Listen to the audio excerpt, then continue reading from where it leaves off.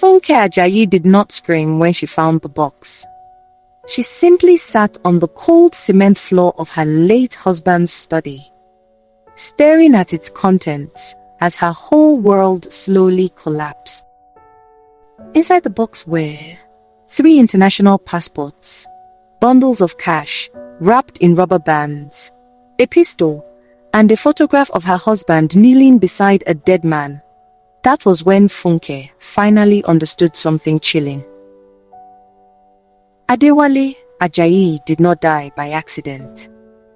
He was silenced, and whatever killed him was now coming for her.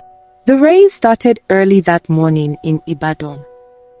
Not the gentle kind, but the angry type that beat against zinc roofs and flooded the narrow streets of Ologunere. Funke Ajayi stood by the window of their 2-bedroom flat, watching her husband adjust his wristwatch in the mirror. "You're going to be late again," she said. Adewale smiled, the same calm smile he always wore. "Just one meeting," he replied. "I'll be back before evening." Funke didn't know why her chest tightened. "Don't forget your umbrella," she added. He laughed. "Ibadan rain fears me." That was the last joke Adewale ever made. By noon, Funke's phone rang. An unfamiliar number. "Is this Mrs. Funke Ajayi?" "Yes, so this is the Oyo State Police Command. Your husband has been involved in an accident."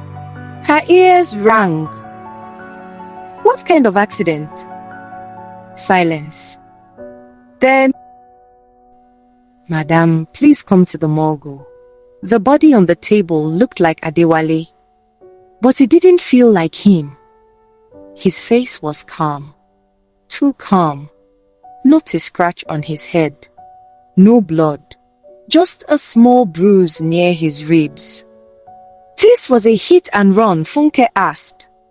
"Yes," the officer replied quickly. "Very unfortunate." But when she touched his hand, it was ice cold in a way that felt deliberate.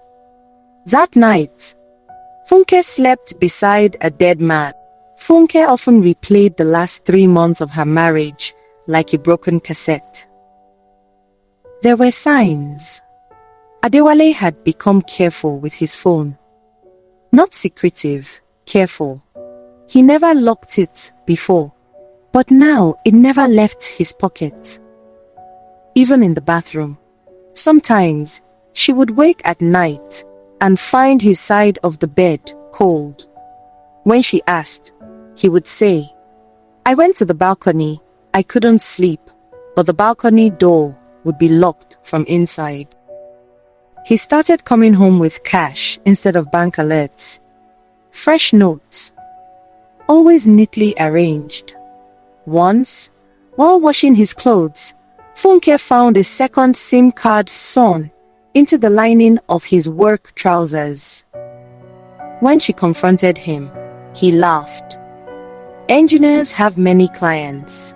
You worry too much." She believed him. Because love often makes fools of the observant. The burial happened 3 days later. Too fast. In Ibadan, death usually dragged its feet with meetings, arguments, and family elders. But this burial moved like someone was in a hurry. Funke barely had time to cry. People she had never seen before filled the compound. Men in expensive agbada, dark glasses, quiet conversations that stopped when she walked past. One woman clutched Funke's hands and sobbed violently. "I'm sorry," the woman cried. "I'm so sorry." Funke frowned. "Did you know my husband?" The woman froze. Then she walked away. During the final prayer, an old man leaned close to Funke. "You married a good man," he whispered, then paused, but not an innocent one. Before Funke could speak, the man disappeared into the crowd. That night, Adewale's phone, returned by the police and supposedly wiped, vibrated. "Madam, your husband did not die the way they told you." Funke's heart nearly stopped. She replied with shaking fingers, "Who is this?" The reply came instantly.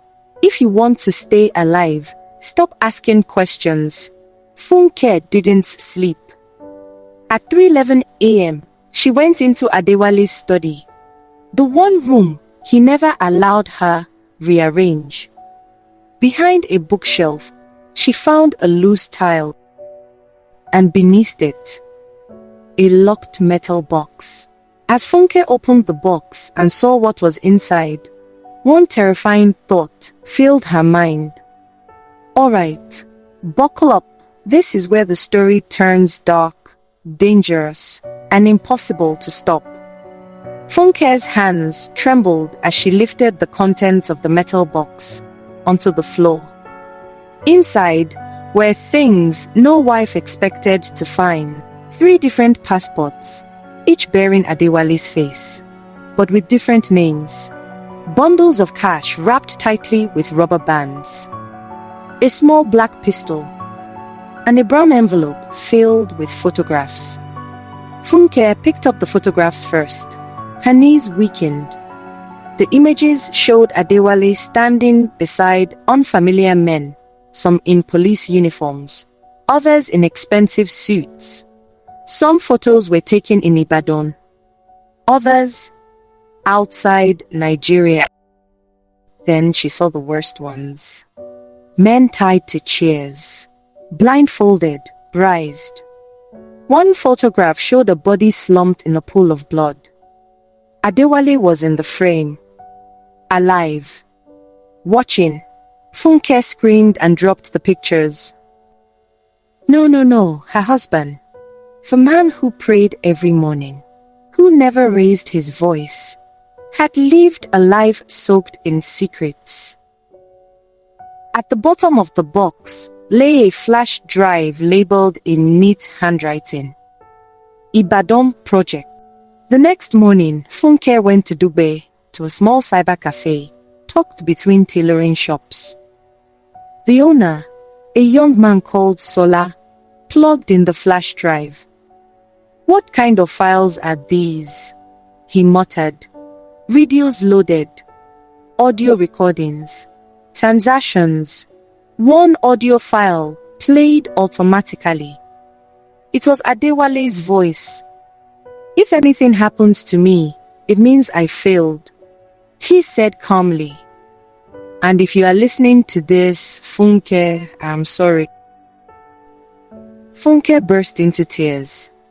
Adewale spoke of meetings held in abandoned buildings, of deals involving land seizures, political assassinations, and paid silence.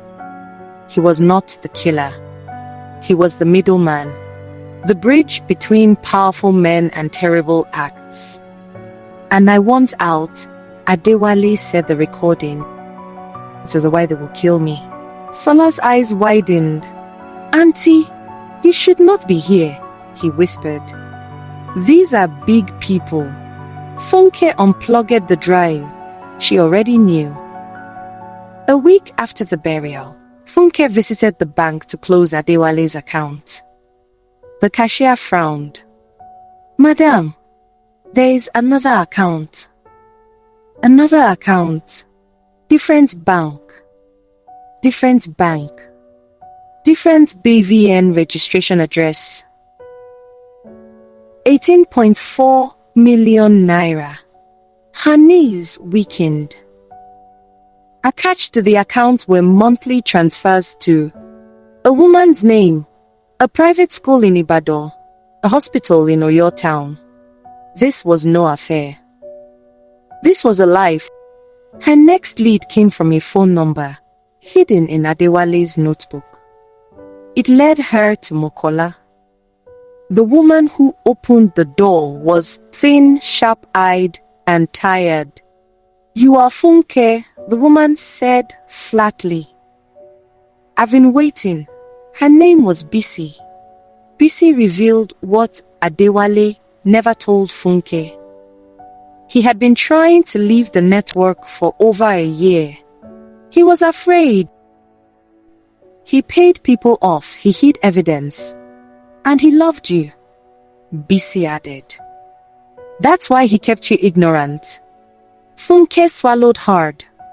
Why are you helping me? Bisi laughed bitterly. Because he's dead, and I'm next. Funke noticed the car 2 days later. Black, tinted windows, always parked across the street. At first, she told herself she was imagining things. Then the calls started. No voice, just breathing. At night, her gate creaked open on its own.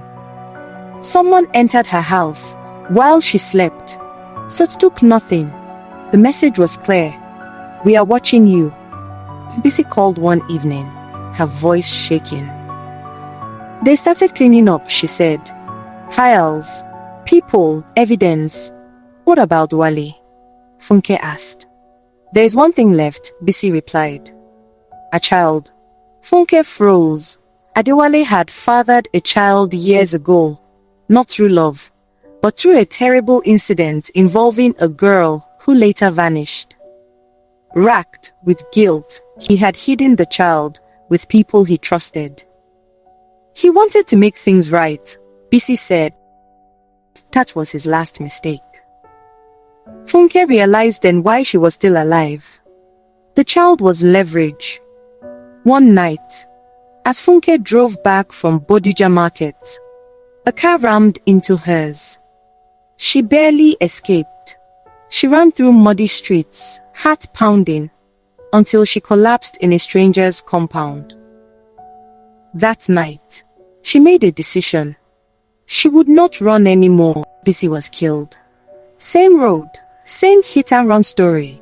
Funke understood she was next. Funke went to Apata, to an abandoned property Adewale once mentioned casually, like it meant nothing. Inside, she found the final recording, Adewale's last confession. Funke, he said softly, if you are hearing this, it means I failed to protect you. Adewale's voice. He had been laundering money for a construction cartel. He tried to leave. They refused. His final message. If you're hearing this, I'm already dead.